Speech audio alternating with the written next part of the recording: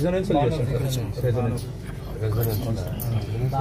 ఇక్కడ మానూరు పోతున్నాం. Intermediate with school private sir, చిన్న ప్రైవేట్ క్యాంపస్ కార్పొరేట్.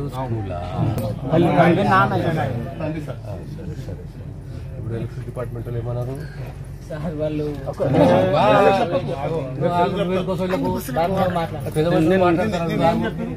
ఏం చెప్పలేరు. వాళ్ళకు వచ్చేటి బెనిఫిట్స్ ఇప్పిస్తాము, ఒక 15 లక్షలు ఇస్తామంటే మేము ఒప్పుకోము. మేమేమన్నామంటే పెద్ద ఎత్తున బెనిఫిట్ కావాలి, ఒక జాబ్ కావాలి, మా దేవుడు మా సార్ వచ్చిన దాకా మేము బాడీ లేవనియమని చెప్పాము. సార్ మీరు ఫోన్ చేసిన దాకా మేము లేవనివ్వం. అనంతరం మీరు అంజయ్య మీరు ఫోన్ చేసి మేము కొంటవండి అంటే వచ్చేసినాం. మా చేతిలో ఏం లేదు సార్.